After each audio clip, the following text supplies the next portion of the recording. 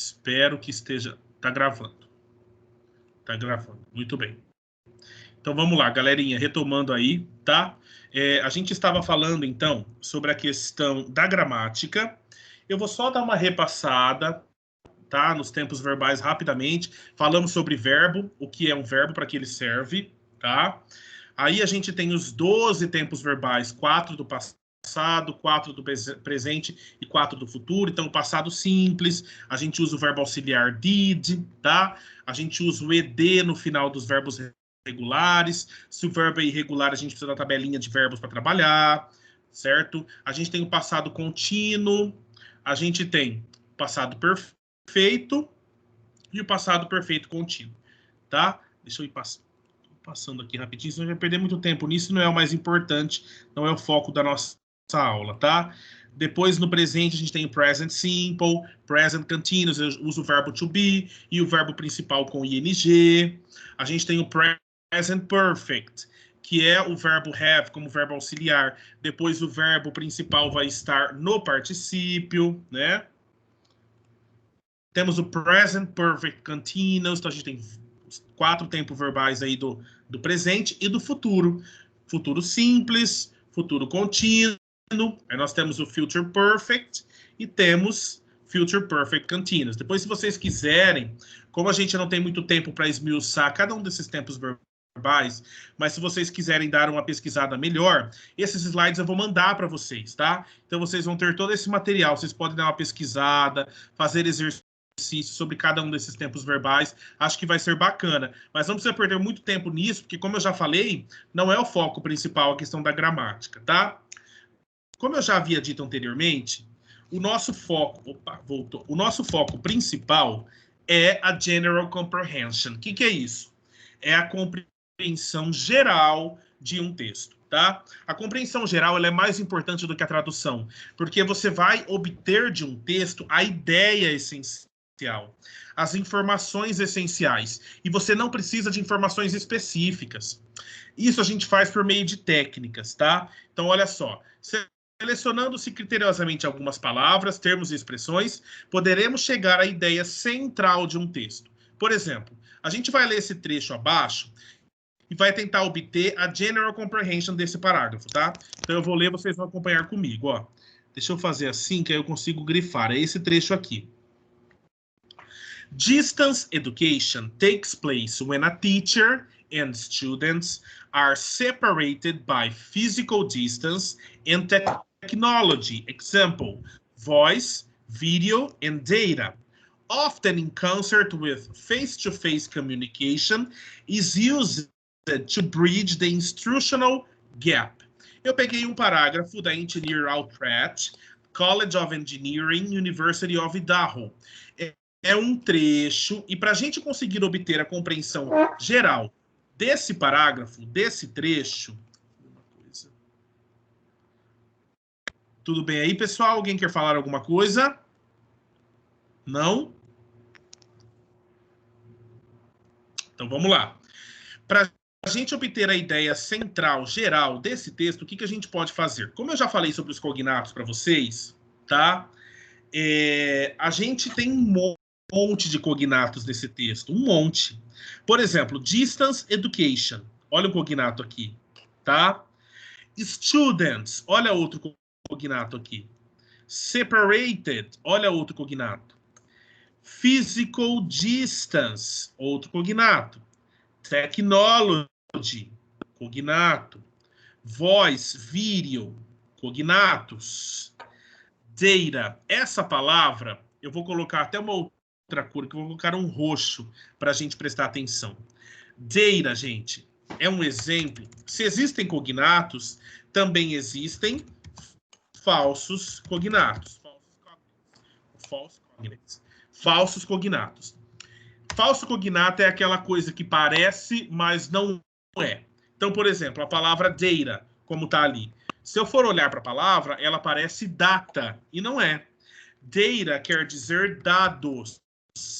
Dados de computador, dados de tecnologia, tá? A data é date. Date é data, tá? Então, esse é um exemplo de falso cognato. Um exemplo clássico que a gente tem de falso cognato, que muita gente confunde ainda, é a questão do push e pull, né? Push parece puxar, mas não é. Push significa empurrar. Então, se você chegar numa porta e estiver escrito push, você não vai puxar, você vai empurrar. Puxar, na verdade, é pull, tá? Pull, que é puxar. E push é empurrar. Então, a gente tem também falsos cognatos. Palavras que parecem, mas não são o que elas se parecem, tá? O data é um exemplo dessa palavrinha que eu estou falando. Concert. Opa, não era por negrito, não. Concert, outro cognato, tá? Depois, face-to-face communication, outro cognato. Instructional, outro cognato. Todas essas palavrinhas que eu coloquei em vermelho são palavras cognatas que eu já esmiucei aqui. Então, se a gente sabe que é cognato, eu não preciso de um dicionário para saber que distance education é educação à distância, né? Educação à distância. Para saber que students são estudantes ou alunos. Separated. O que é separated? Separado ou separados, depende do contexto. Physical distance. Distância física. Não é verdade? Technology. Tecnologia. Voice, video, data. Então a gente sabe que é voz, vídeo e dados, né? Não é data, né? Face-to-face communication. Comunicação face a face. Used. Usado ou usados ou utilizados ou utilizado, né?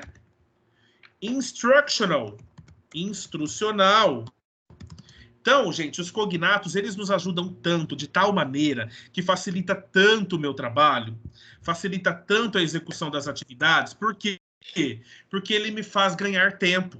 E é justamente o tempo o nosso principal vilão no Enem. Não é verdade? Oi, se quer falar alguma coisa?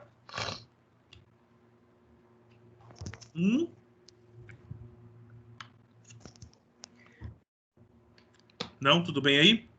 Então vamos lá. Ó, voltando aqui para o trecho agora que a gente acabou de ler. Nós sabemos que todas essas palavras são cognatas. Então, eu vou pedir para alguém, deixa eu ver, chamar a Yara. Hello, Yara. Tudo bem, querida? Fala com a gente aí um pouquinho. Oi. Yara, a gente fez a leitura desse trecho, não é? A gente viu que várias palavras são cognatas, então o que é que você compreendeu? Não precisa falar a tradução, eu quero a compreensão, tá?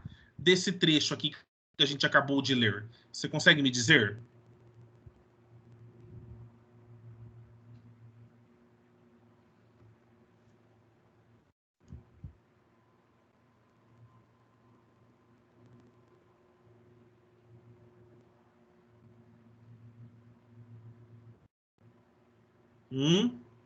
Yara, tudo bem? Professor, eu não consigo explicar. Não consegue? Nem um pouquinho? Nem uma frase? O que você entendeu? Eu entendi, mas eu não consigo te falar, entendeu? Eu não quero saber a tradução, eu quero saber o que você entendeu desse trecho. Só isso. O que é que você entendeu?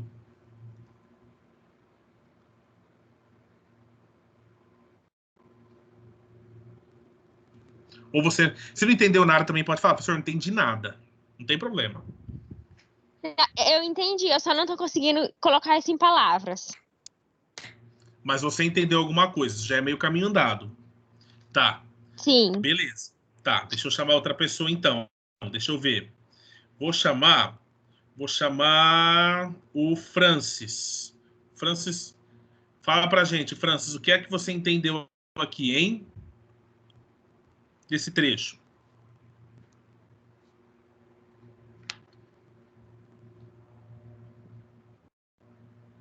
Francis, está ouvindo a gente? Não? E o Gabriel? Hello, Gabriel.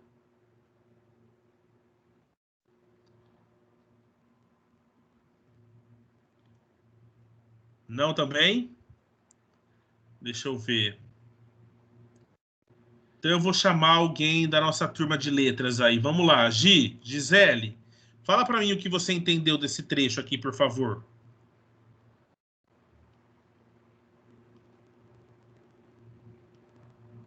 Tá aí? Não tá Oi. também? Oi, professor. Ah, tá aí? Tô aqui. Gisele, fala para mim o que é que você compreendeu desse trecho aqui, que a gente identificou os cognatos, vimos que os cognatos são esses, né? O que é que você compreendeu desse trecho aqui, Gi? Fala para mim, por favor. Das que tá grifado ou... Desse aqui que está entre aspas, ó, todo esse parágrafo. Não é para falar a tradução, é só o que você compreendeu, por meio da identificação dos cognatos. Eu entendi. Educação à distância. Deixa eu ver. Os professores e estudantes estão separados, né? Mas estudando à distâncias e a tecnologia, vídeo, voz e date, você falou que beleza. Eu tô tentando ler, mas faz para mim. Ô, Gi, então, basicamente, não precisa ler, basicamente está falando que a questão da educação à distância foi um meio encontrado por meio da tecnologia, né, da distância física, que a tecnologia está ajudando a gente, favorecendo com que a educação à distância aconteça, né? Que a gente não está mais se encontrando todos os dias na sala de aula, mas a educação ela ainda está acontecendo. Então, basicamente, não precisa compreender o texto inteiro, mas a ideia geral, basicamente está falando o seguinte, que a comunicação entre alunos e professores ainda está acontecendo, só que de maneira remota, por meio da educação à distância. E quem está favorecendo esse ensino remoto, esse ensino à distância, é justamente quem? A tecnologia. É ela que está nos auxiliando. Então, basicamente, a compreensão geral desse texto é essa, tá? Tá vendo como não é difícil, galera? Ó, mesmo sem conhecimento profundo da língua, então, a gente pode ter uma compreensão geral. Olha que informação importante é essa. Mais de 50% de um texto em língua inglesa possui palavras parecidas, pois tanto português quanto inglês tem em sua raiz o quê? O latim, né? Que é a língua que foi falada oficialmente aí pelo Império Romano e por meio da expansão territorial do Império Romano, o latim foi sendo levado para vários países. Hoje o latim é uma língua considerada língua morta, ela só é falada dentro de um único país, que é o Vaticano, que é considerado um país, mas é um micropaís que fica dentro de Roma, na Itália. Só lá que o latim ainda é oficial. Mas a origem dessas línguas é o latim. Por isso que tantas palavras são cognatas, muitas palavras são parecidas, tá? Bom, então a gente falou já sobre o conhecimento prévio. Eu já disse que conhecimento prévio é uma bagagem. Por isso que é importante a gente ler muito sobre tudo, saber muito sobre todas as coisas, porque eu preciso adquirir conhecimento prévio, bagagem em um monte de questões, em um monte de temas, em um monte de fatores que estão acontecendo no mundo inteiro, tá? Além do conhecimento prévio, a gente tem o layout. O que é o layout? A gente vai indicar que a gente tem a questão do gênero textual, que é por meio do layout, por meio da estrutura. Quando a gente fala de layout, a gente está falando da estrutura do texto. Lembra lá no comecinho da aula que a gente falou sobre gênero do texto? E aí vocês falaram assim para mim, professor, gênero é a estrutura desse texto, a maneira com que ele está escrito e o objetivo dele é o existir, que é isso mesmo. Qual é a estrutura desse texto enquanto texto? Qual é o objetivo dele no mundo? Isso a gente consegue identificar gênero textual. Então, indica o tipo de material que temos para ler, se é um texto, se é um quadro, uma fotografia, se é uma propaganda, se é uma história em quadrinhos, se é um poema. Quando lemos um texto, nos deparamos com palavras e expressões novas ou desconhecidas, a nossa primeira reação é tentar descobrir o significado a partir do contexto em que ela se encontra. Para isso, utilizamos as pistas, aqui não é postas não, tá, gente? As pistas fornecidas pelo próprio texto, além das relações e associações com elementos conhecidos que essas palavras suscitam. Agora a gente vai ver alguns exemplos de texto, tá? Essa imagem está um pouco ruim, me desculpe, mas não é importante as palavras que estão dentro dela, mas eu quero que vocês observem o layout, tá? Para a identificação do gênero, é importante a gente olhar para o layout, para a estrutura desse texto. Olha só. Então, a gente tem um monte de números com palavras. Parece que a gente está falando de um monte de ingredientes. Temos aqui informação nutricional, porque a gente tem muitos cognatos. Ó, calories, calorias, protein, proteína, carbohydrates, carboidratos, enfim. Então, eu tenho ingredientes, informação nutricional, tenho a imagem de uma comida, a imagem de um alimento, está aparecendo um feijão, está aparecendo alguma sopa, né? E a gente tem as directions, que eu chamaria de modo de preparo, maneira de fazer. Então, dá para a gente saber qual é o gênero textual desse texto. É uma receita. Uma receita é um gênero textual, tá? É uma receita de algum alimento, alguma coisa, e como prepará-la. Isso é um gênero textual. Depois aqui a gente tem o quê? Ó, dá para a gente saber que a internet foi retirada da internet, né? Porque o suporte foi a internet. A gente tem o uso do arroba, certo? A gente tem aqui o HTTP, a gente tem o www, então a gente sabe que é um site de internet, sabemos que é Tumblr.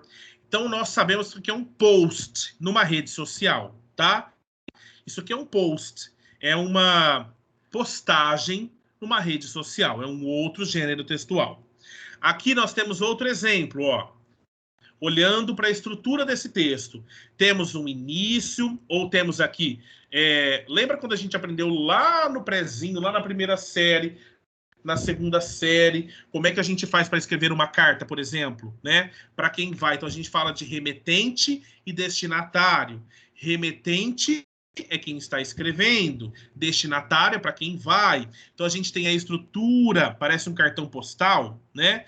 E no cartão postal está escrito uma carta, tá? Está escrito Dear Grandma. Vamos fazer a leitura rapidamente aqui. Dear Grandma, I'm on holiday in London. There are lots of things to see and do. On Monday, we saw Big Ben. On Tuesday, we went on the London Eye. On Wednesday, we saw Tower Bridge. On Thursday, we went on a big red bus. On Friday, we went to the park. On Saturday, we saw Buckingham Palace, but we didn't see the Queen. Today is Sunday, it's time to go home. See you soon, love, Lucy.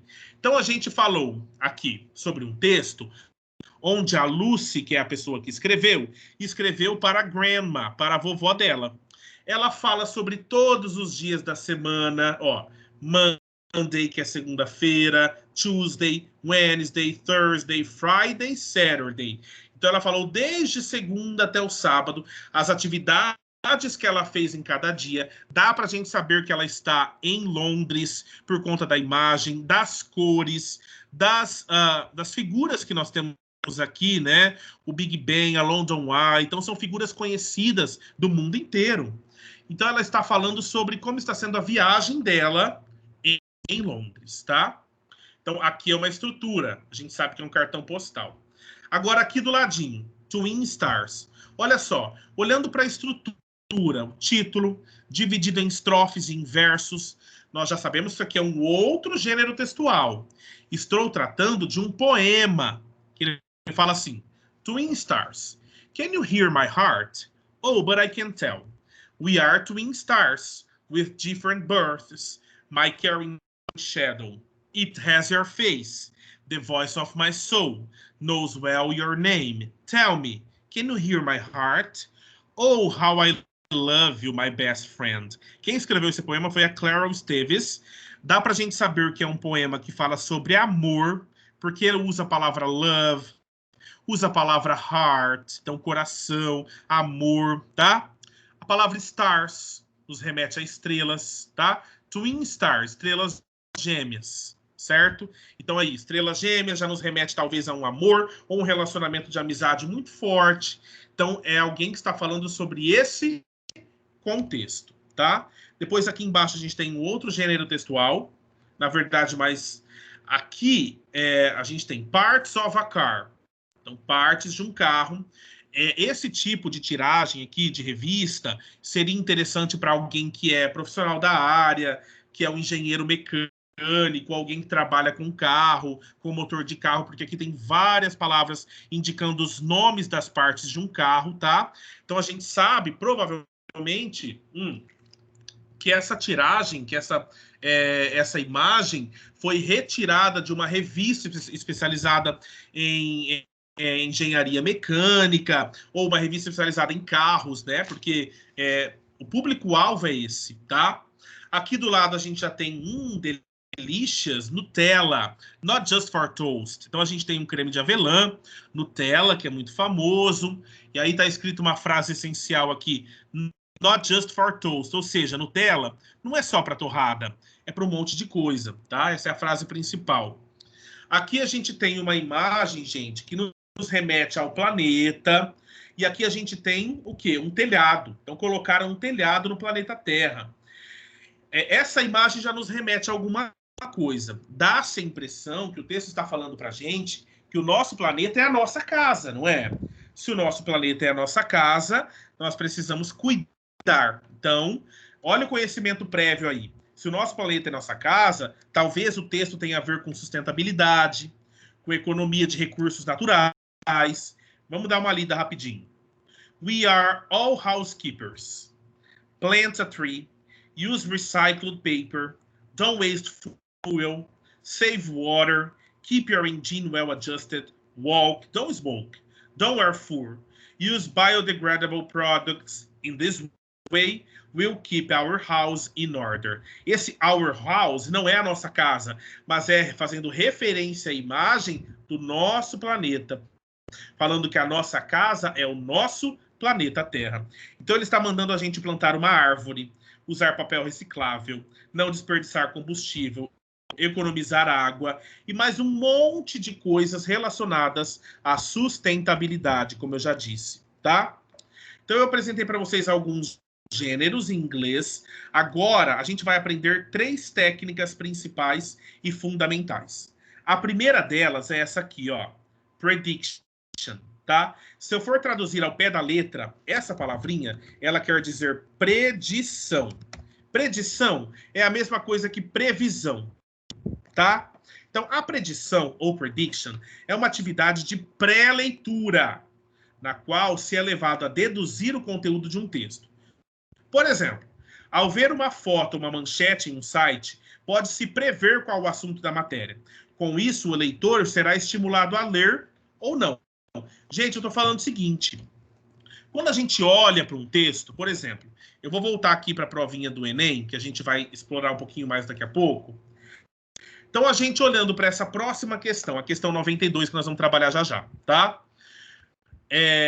Aqui a gente sabe, bom, pelo menos quem é fã de livros, de literatura inglesa, sabe e conhece quem é essa autora, a J.K. Rowling, né? A Joanne Kathleen Rowling, tá? Sabe quem é ela? Essa figura que está aqui é a foto dela, é mundialmente conhecida, muito famosa, atuante nas redes sociais. O que é fazer prediction? Fazer prediction é justamente fazer o levantamento prévio, adquirir o conhecimento prévio sobre alguma coisa. Eu já consigo prever na minha mente, nossa, é a JK. A JK é a escritora dos livros do Harry Potter. Ah, então ela é uma escritora britânica, ela veio da Inglaterra, ela é de origem inglesa, britânica, ela escreveu a série de livros Harry Potter, ela é mundialmente famosa, muito rica, muito conhecida. Então a gente já faz esse levantamento. Isso é fazer prediction. Fazer prediction é olhar o título, olhar as imagens e conseguir levantar a bagagem do meu conhecimento prévio. Se tiver imagens coloridas, eu olho. Se tiver tabelas, letras que chamam a atenção, destaque no texto, tá? O que mais está me chamando a atenção nesse texto é o título, com o nome dela e a imagem dela. Então, eu já faço uma previsão do que será que esse texto vai tratar, hein? Provavelmente vai falar do Harry Potter, ou vai falar de alguns projetos que ela tem em mente, coisas que ela tem vontade de escrever, vontade de fazer. Então, isso é fazer prediction. Gente, nós já fazemos isso automaticamente na nossa cabeça, todas as vezes que a gente vai ler um texto. A prediction é uma leitura antes da leitura. A prediction é ler um texto antes de ler um texto.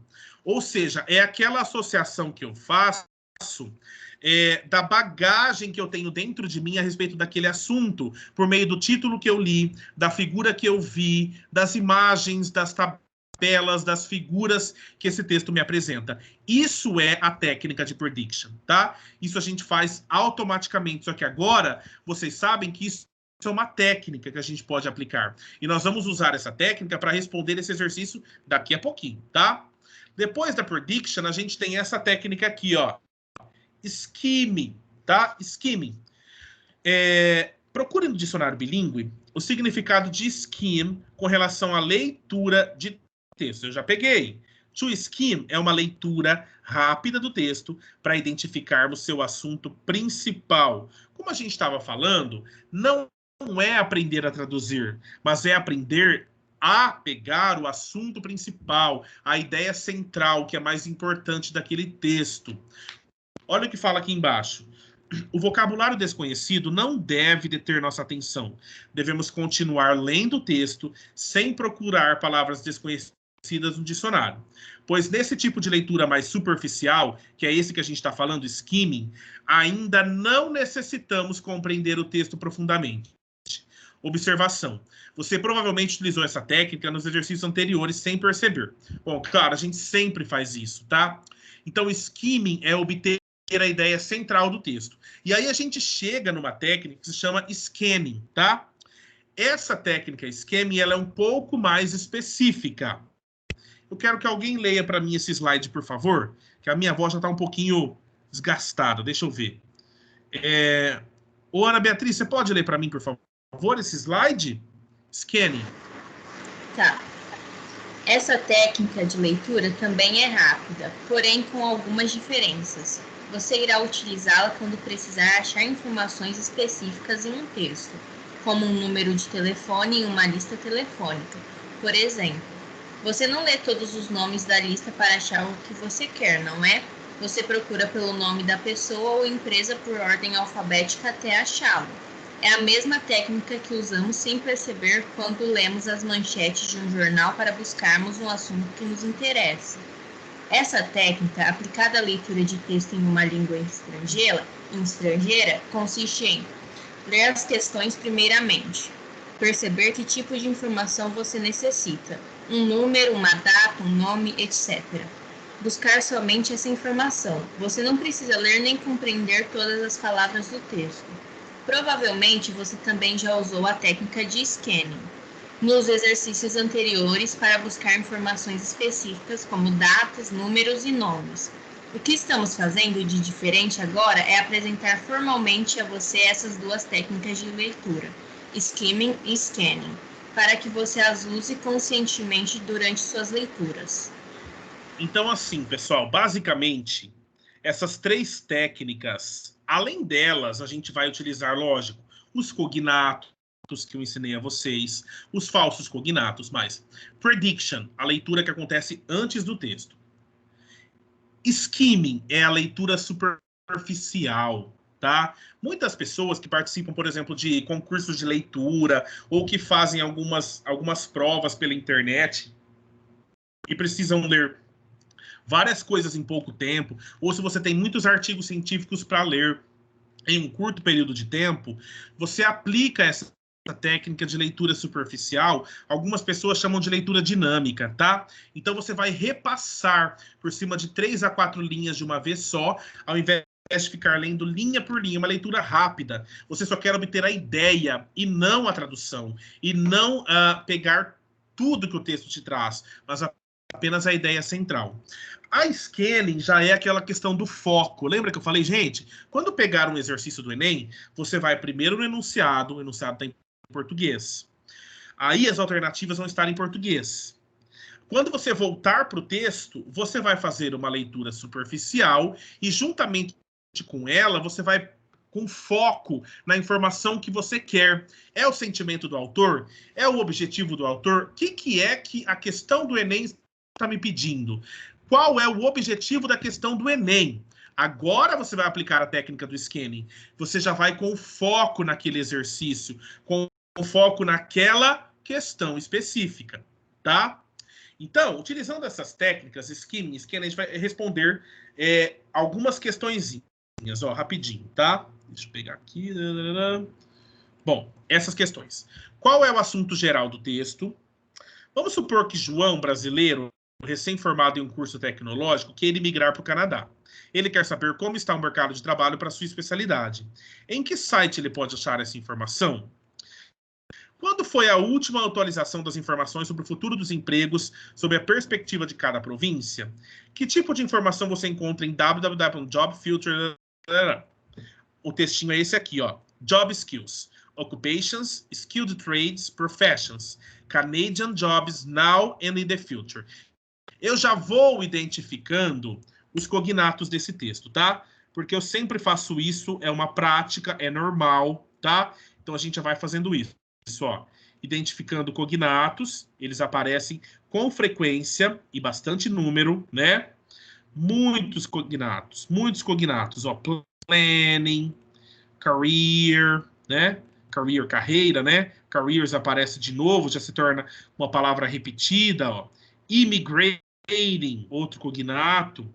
Canada, outro cognato. Market, né? Market novamente. Information. National perspective, cognatos. Futures, Canada de novo. Supported, government, Canada, cognatos. Links, já é uma palavra estrangeira, é um estrangeirismo, né? Different provincial websites, tudo cognato, gente, ó. Perspective, province. Olha quantos cognatos. Eu poderia dizer que quase 50% do texto é feito de cognatos. Tá vendo que fácil? Então, o que está falando aqui? Sobre ocupações, as palavras cognatas. Vamos só para elas. Vamos só para elas, já que eu sei o que elas querem dizer. Ocupações, profissões, canadenses, né? Futuro, planejar, carreira, carreiras, imigração, Canadá, mercado, informação, perspectiva nacional, futuro, Canadá, suportado, governo do Canadá, diferentes websites de província. Bom, só por essas palavras dá para a gente saber um monte de informação. Dá para a gente saber que o texto está falando sobre o quê? Carreiras, não no Brasil, mas carreiras no Canadá. O futuro no Canadá. Qual é a perspectiva? Eu vou ter futuro na minha área? Então, gente, olha só como é fácil. Não precisa saber todo o texto. Eu preciso saber a informação geral. E os cognatos, eles nos ajudam muito a fazer isso. Agora, a gente vai responder aqui, ó. Qual é o assunto geral do texto? Vou deixar até em vermelho. Planejamento de carreiras no Canadá. Né? Vamos supor que João, qualquer pessoa, brasileiro, recém-formado, queira migrar para o Canadá. Ele quer saber como está o mercado de trabalho para sua especialidade. Em qual site ele pode achar essa informação? Voltando aqui. Aqui o site, aqui, ó. Tá aqui. Então a gente vai colocar lá, né? Neste... Pera, deixa eu colocar em vermelhinho aqui. Neste site. Pronto. O site está aqui. Quando foi a última atualização das informações sobre o futuro dos empregos, sobre a perspectiva de cada província? Vamos voltar lá. Tá aqui, gente, ó. Olha a data aqui, ó. May 2003, as noted on March in 2004. Então, em março de 2004, foi visto que o site foi atualizado em maio de 2003. Tá? Esse texto é um pouquinho antigo. Então, quando foi a última atualização? In May 2003, em maio de 2003.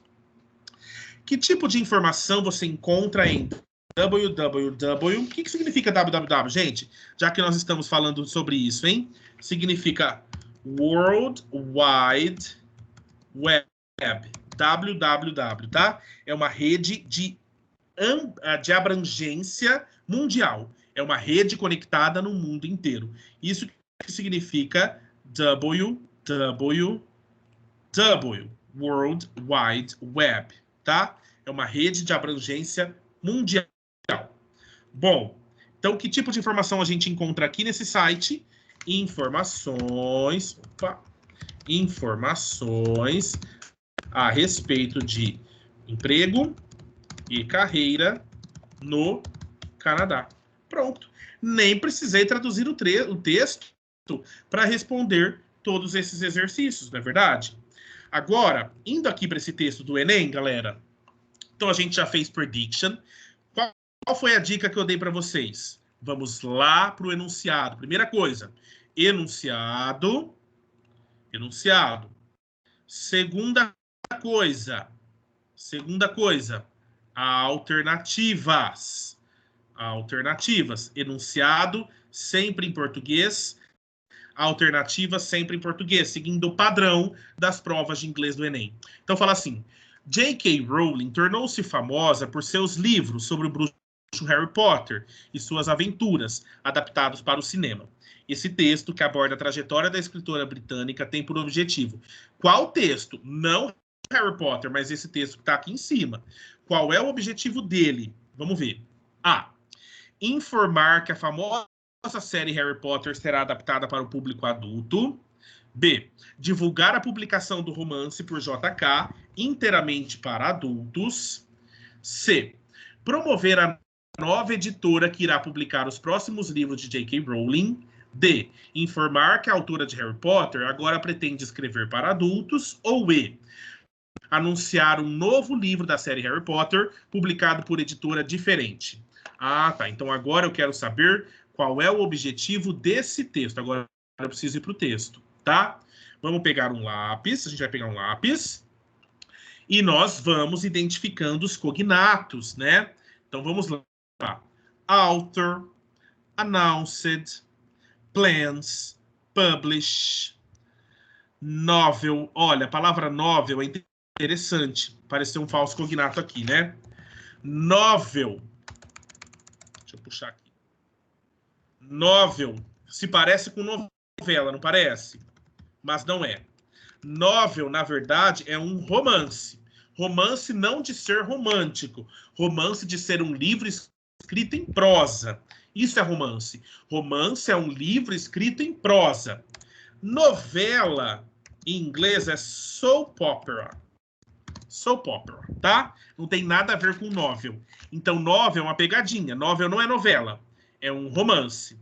Aí eu tenho a palavrinha adults, different, Harry Potter, famous. Vamos pegar todos. Published, date, ó a data aqui. Explore, territory, success. Depois, vocês podem me ajudando aí, tá, pessoal? Vocês estão tão quietinhos? Ou é sono, ou é preguiça? O que vocês têm aí? Tá tudo bem aí, do outro lado? Tudo bem, Rian? Vocês estão quietinhos? Me ajuda aí, ó. Tudo a identificar os cognatos. Ó, de novo. Published. O que mais? Publisher. Adult fiction. Different, de novo. Series. Potter, de novo. Published. Brilliantly. Publishers. Publishing, publicação, né? Publishing, novamente. Opa, peraí. Publishing team fez. Gente, só pelos cognatos, já dá pra gente saber o seguinte. Eu sei que novel é romance. Adultos. Ah, então ela tá... Então, olha só, não preciso... Gente, olha só. Eu não vou traduzir o texto. 2 palavrinhas-chave. Romance e adultos. Então, a JK está com planos de escrever um livro para adultos. Vamos ver se tem alguma alternativa que fala sobre isso. Informar que a famosa série Harry Potter será adaptada para o público adulto? Pode ser, mas não sei. Vamos ver. Divulgar a publicação do romance? Promover a nova editora? Não. Informar que a autora agora pretende escrever para adultos. Por 2 palavrinhas que eu identifiquei no texto, eu já sei que a resposta dessa pergunta é a resposta D. A autora anunciou planos de publicar romance adultos. Só pelas palavras-chave, cognato. A autora anunciou planos publicar romance adultos. Ah, então ela vai publicar um romance para adultos. Diferente Harry Potter. Então não é Harry Potter. É um livro diferente da série Harry Potter. Gente, olha que lindo que é isso, que maravilhoso. Não tem nada de difícil, pelo amor de Deus. Não tem nada de complexo, pelo amor de Deus. Tá claro, está aqui na nossa mente. Vamos fazer outra? Vamos. Deixa eu pegar uma outra aqui, legal também, porque às vezes já tá o horário avançado, a gente já fica meio cansado. Vou pegar uma de outro gênero, ó. Vou pegar essa aqui, ó, 95, tá? 95, tá bom? Vamos fazer a 95. A 95, a gente sabe que é um outro gênero. Então, vamos fazer a técnica do prediction. Eu já olho para esse gênero, eu já sei que é uma charge, né? É uma história em quadrinhos, onde tem 2 personagens, eles estão conversando, um parece um tanto desmanzelado por conta da maneira que ele se porta. Então, assim, a roupa dele, o jeito de falar, o outro um tanto mais sério, tá? Então, a gente dá para perceber que os 2 personagens serão diferentes. Por conta, um é mais magro, o outro é gordo, um fala um pouco mais aberto, o outro é mais comedido. Então, já dá para saber que os personagens serão diferentes na história, tá? Eles são diferentes. E aí, nessa HQ tá falando assim, ó. And no way you should be here if you don't speak English real good. Nossa, que inglês estranho. Já dá pra gente saber que é um inglês bem diferente. O único cognato que eu achei aqui foi English real, né? Ah, o inglês real. Aí o outro personagem fala assim, sure, may I suggest you avoid double negatives and don't forget to use an adverb. Bom, a gente tem um cara que está falando sobre o inglês real, o inglês, a língua inglesa, e o outro está falando sobre algo negativo, advérbio, mas vamos primeiro para o enunciado da questão. Então, olha só. Cartoons são produzidos com o intuito de satirizar. O que é satirizar? O que significa essa palavra? Satirizar. O que é uma sátira, gente? Quem consegue me dizer o que é uma sátira? É brincar, fazer humor com a situação. Exatamente. Fazer humor, brincar, tirar sarro. Ou fazer uma crítica, né? Satirizar no sentido crítico também pode existir, porque o humor, principalmente o humor de tirinhas, HQs, né? A Mafalda faz muito isso.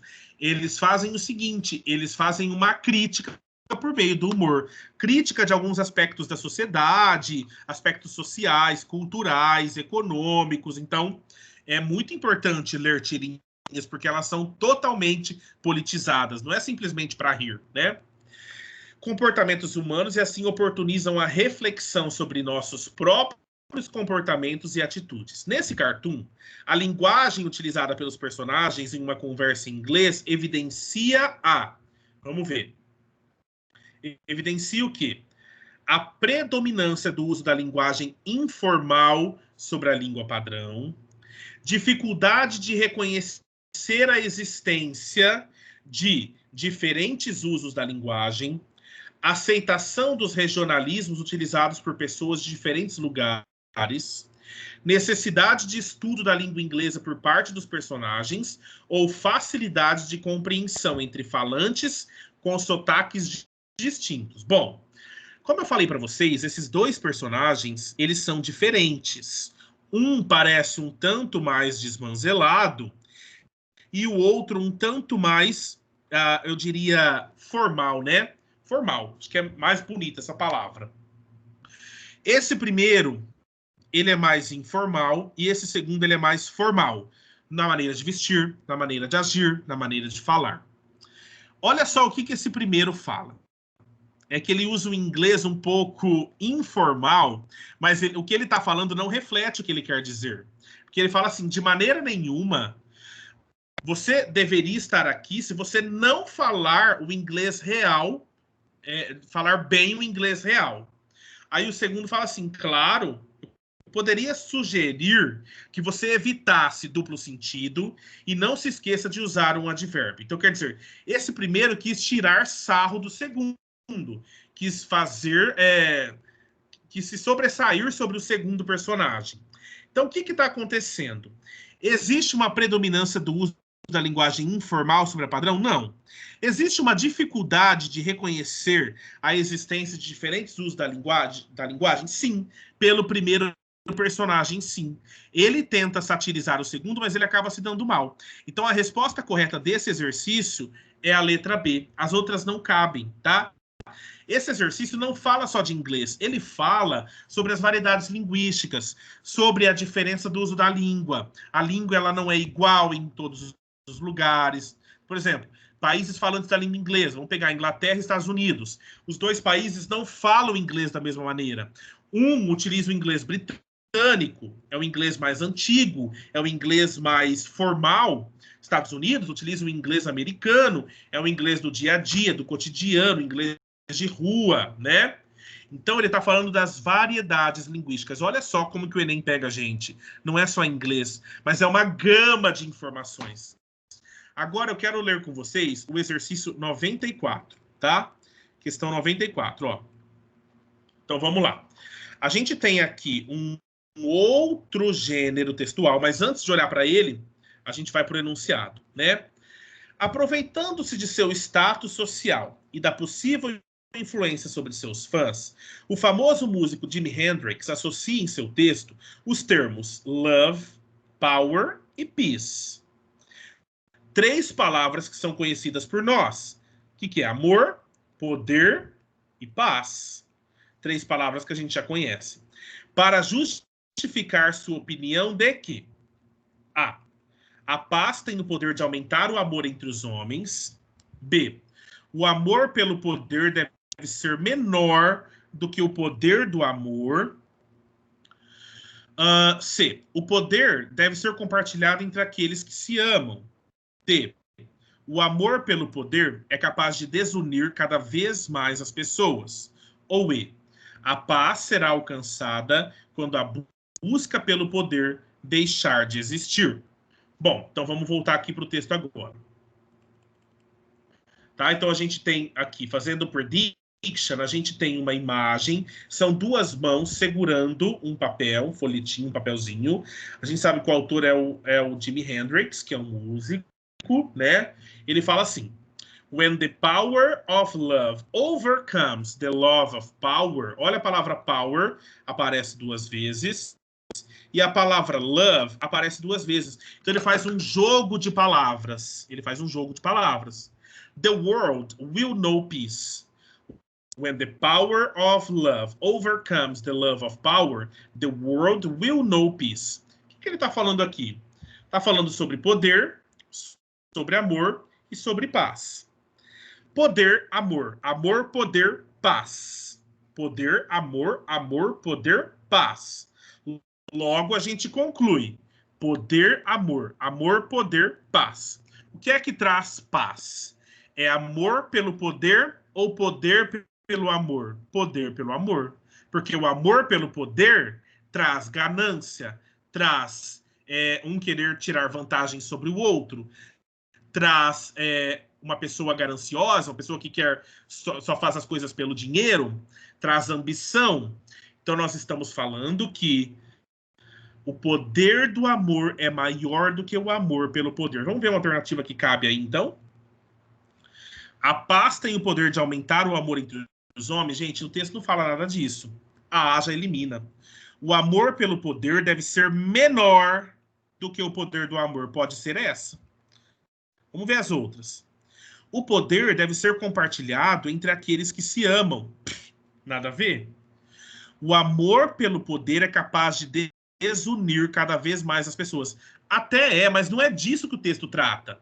Isso aqui pode ser verdade, segundo o senso comum, segundo o que a gente acredita. Mas o texto não fala sobre isso. Isso aqui é uma suposição. Não é o que o texto fala, tá? E a paz será alcançada quando a busca pelo poder deixar de existir. Poderia ser também, mas isso é uma suposição. De fato, o que o texto está trazendo para a gente é isso aqui, ó. O amor pelo poder deve ser menor do que o poder do amor. Vocês acharam difícil, gente, esse exercício? Sim ou não? Falem para mim. Sim. Sim? Por quê? Quem é que tá falando aí sim? Deixa eu ver. Quem que falou sim para mim? Eu. Por que, Alice? Por que você achou difícil? Pela questão do senso comum. A gente não olha em si o que está no texto. Olha o que a gente pensa após o texto. Não é isso. Isso é interpretação de texto. Alice, é muito complicado a gente falar de interpretação de texto, porque muitas pessoas acham que interpretar um texto é o que a gente acha do texto. Então, tomar cuidado com isso. Todos nós temos um filtro dentro de nós. Tudo que a gente lê passa pelo nosso processo de filtragem, porque nós temos bagagem, nós temos conhecimento prévio, nós somos seres atuantes, leitores, enfim. Então, o nosso filtro muitas vezes nos engana. Interpretar um texto não é a nossa opinião, mas é a opinião do autor do texto. É o que ele quer dizer e não eu. Isso que a gente viu aqui, por isso que eu... Opa, pera lá. Por isso que eu até coloquei como verdade para o senso comum. Mas não é o que o autor quis dizer, é o que eu estou falando. São suposições. A letra D e a letra E poderiam ser verdades. Mas qual é a pergunta? Qual é a pergunta? Aproveitando seu status social e da possível influência sobre seus fãs, o famoso associe em seu texto os termos tal, para justificar a sua opinião, a opinião do Jimi Hendrix, não é a sua, não é a nossa. Fazer interpretação de texto é, claro, passar esse texto pelo nosso filtro, pela nossa peneira, mas eu nunca posso esquecer do objetivo do autor. O texto é dele, ele escreveu, o objetivo é dele. Qual é o objetivo desse autor? Falar que, nesse caso, falar que o poder do amor é muito maior do que o amor pelo poder. Quando as pessoas entenderem que o amor é maior que o poder, o mundo vai ter paz. Mas, por enquanto, nós estamos tendo um mundo onde o poder ainda se sobressai ao amor, ao sentimento, aos valores, né? Então, o autor está falando sobre isso, gente. Eu não posso esquecer a opinião do autor de maneira alguma. E muitas vezes a gente erra nas provas justamente por isso que a Alice falou.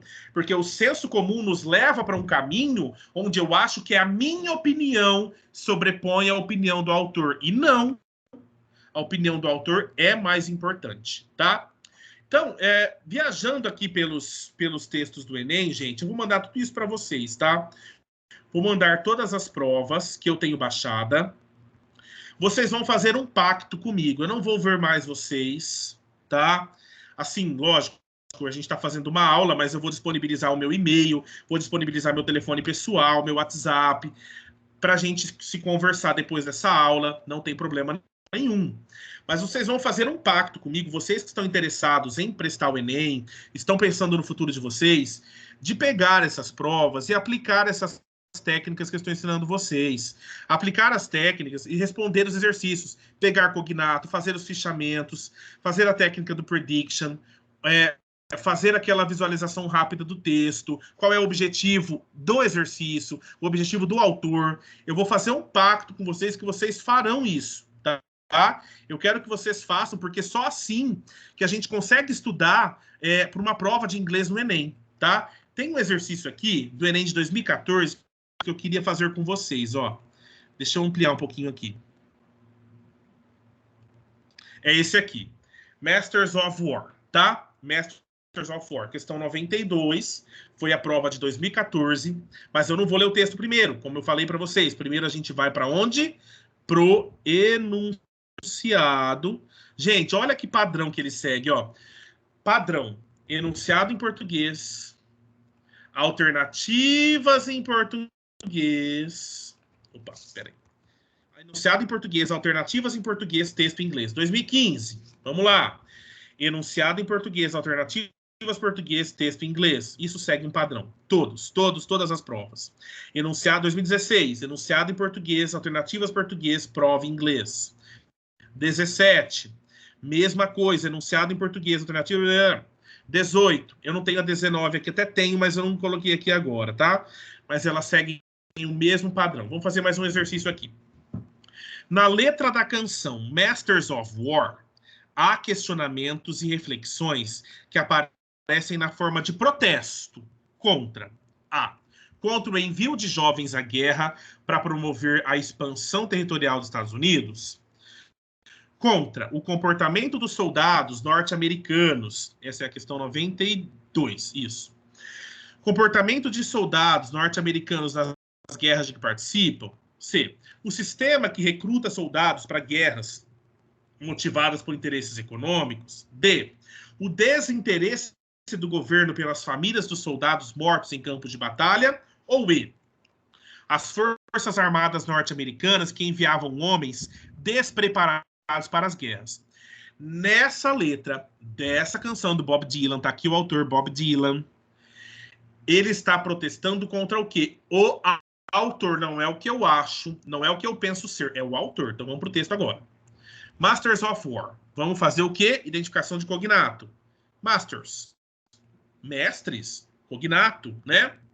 Vamos ver. Come, you masters of war. You that build all the guns. You that build the death planes. You that build all the bombs. Opa. All the bombs, outro cognato. You that hide behind walls. You that hide behind desks. I just want you to know. I can see through your masks. Masks, outro cognato. You that never done nothing but build to destroy. Destroy. You play with my world like it's your little toy. You put a gun in my hand and you hide from my eyes and you turn and run farther when the fast bullets fly. Nossa, que música, desculpa a palavra, foda. Like Judas of old. Judas, a gente conhece ele. You lie and deceive. A world war can be won.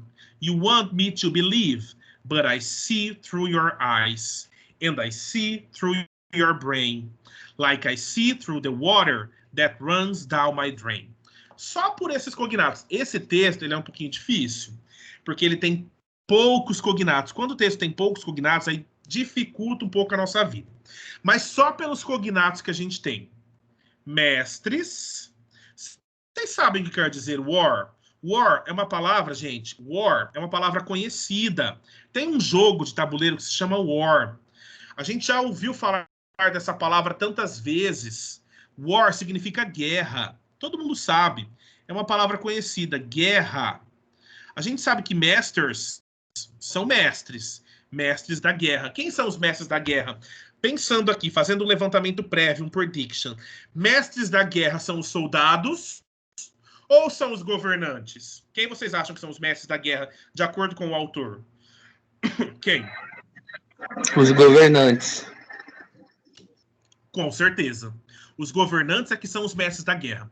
Então, provavelmente, o Bob Dylan ele está falando sobre, está criticando os governantes que inventam as guerras, mas eles mesmos não vão guerrear.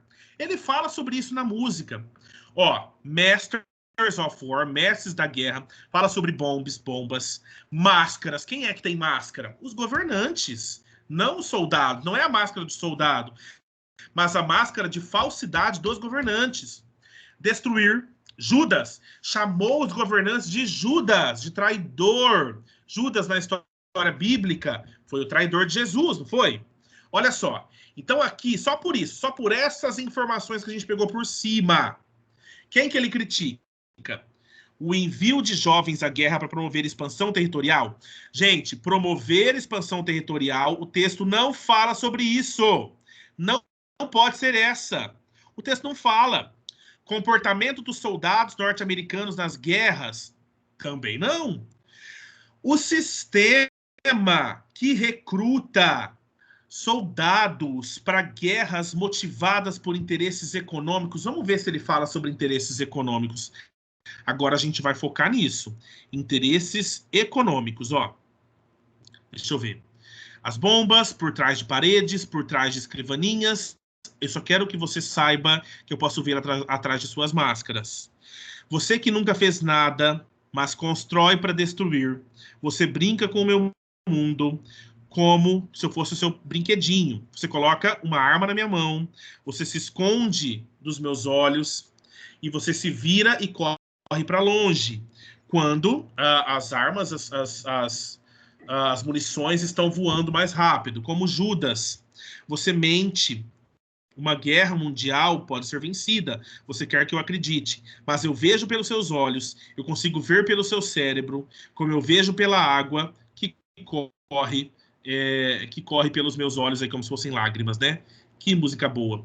Ó, o sistema... Então, será que ele está criticando, protestando contra o sistema que recruta soldados para guerras motivadas por interesses econômicos? Por quê? Se a gente falou que são os governantes é que inventam a guerra e eles mesmos não vão para a guerra. Os interesses deles são puramente econômicos. A gente poderia dizer que é a C. Vamos ver as outras, tá? A gente sempre faz por eliminação. O desinteresse do... Ele está criticando o desinteresse do governo pelas famílias. Nem falou de família. Está criticando as Forças Armadas norte-americanas que enviaram homens despreparados. Não, eles são preparados, só que ele está criticando justamente esse envio. Então é a letra C de cachorro, tá? É a alternativa correta para esse exercício. Olha que exercício complexo, né, gente? Mas ele também não é difícil, tá? Então, agora, o que eu vou fazer? Para a gente encerrar essa aula, eu gostaria que todo mundo anotasse, tá? Quem é de fora aí, anotem, então, meu contato, tá? Meu e-mail. Se vocês quiserem me mandar um e-mail perguntando qualquer coisa, tá? Ou mesmo para falar sobre a faculdade, para falar sobre qualquer coisa que vocês precisarem, anota o meu e-mail, anota o meu celular, isso aqui é o meu WhatsApp, tá? E vocês podem falar comigo a hora que vocês quiserem. Por quê? A gente vai fazer um pacto. Eu vou mandar para vocês os slides que a gente trabalhou. Vou mandar para vocês as provas do Enem, todas aqui que a gente está trabalhando. E vocês vão fazer um acordo comigo de que vocês farão esses exercícios. Vão aplicar as técnicas, tá? Eu não vou mandar gabarito. Não vou. Tá? Os gabaritos... Por quê? Porque eu quero que vocês façam. Se você olhar no gabarito, aí já fica fácil. Então, vocês vão fazer as provas. Eu vou mandar para vocês. E aí, vocês vão me enviar as respostas pelo e-mail ou pelo WhatsApp, tá? E aí eu vou corrigindo junto com vocês depois, vou tentar fazer isso um por um, ou vou fazer uma lista de transmissão para mandar esses gabaritos depois. Estamos combinados assim, pessoal? Eu quero que vocês façam, porque assim a gente consegue estudar. Vocês agora eu quero um feedback de vocês, tá? Quero um feedback. O que é feedback? É uma devolutiva. Vocês gostaram da aula? Acharam que foi válido essas informações que eu passei para vocês? Sim ou não? Sim. Sim, muito. Sim. Gostaram? Tá bom. Eu espero que tenha sido muito proveitoso, espero que vocês tenham, pelo menos, assim, porque é muito difícil, igual eu ainda comentei com a minha mulher aqui hoje, falei, nossa, É muito difícil. Como é que eu vou ensinar inglês em 3 horas? É impossível. Não dá para ensinar uma língua, mas dá para a gente ensinar um caminho. Como eu falei lá no começo da aula, o meu objetivo hoje era tentar ensinar a vocês um caminho para fazer a prova de idiomas do Enem. E não que vocês soubessem inglês a fundo, porque isso, o tempo não é válido para isso, né? Não é o nosso objetivo, mas é dar uma vara para vocês pescarem, tá? Então, eu espero que vocês tenham gostado, espero que tenha sido válido. Até amanhã, eu vou estar mandando os slides, as provas, e a gente fez um pacto, vocês fizeram um pacto junto comigo, de vocês fazerem os exercícios e me mandarem as respostas para a gente corrigir juntos, tá? Estamos combinados assim, pessoal? Sim. Então, mais uma vez, meus dados estão aqui. Quem quiser tirar foto, tirar print, para depois me retornar, para a gente fazer as devolutivas, fazer as correções. Eu agradeço a companhia de todos os... Embaralhei aqui. Agradeço a companhia de todos vocês. Agradeço o pessoal de letras que esteve aqui. Agradeço o pessoal de fora, quem é de Jales, quem não é. Muito obrigado, tá? Obrigado pela semana que vocês compartilharam com a gente. Semana que vem a gente vai continuar, principalmente o pessoal do Enem, né? Com a parte de exatas. Então, um ótimo final de semana para vocês, ótimos estudos. E se eu não encontrar mais vocês, boa sorte, não só no Enem, mas na vida, na carreira, na profissão, em tudo que vocês forem fazer na vida, tá? Muito obrigado, galera. Obrigada a você pelo seu tempo, por tudo. Ajudou bastante. Obrigado eu. Eu que agradeço, tá? Eu acho que o importante é isso, é a gente perceber que vocês gostaram, que pelo menos tiraram um pouco de proveito, né, dessa noite, disso que a gente trabalhou, disso que a gente conversou, porque afinal de contas, não dá pra gente saber tudo, mas dá pra gente saber o caminho a ser traçado, né? Obrigado, galera. Bye, bye. Obrigado a todos. Desculpa qualquer coisa. Bye, teacher. E aí eu fico esperando as devolutivas de vocês, tá?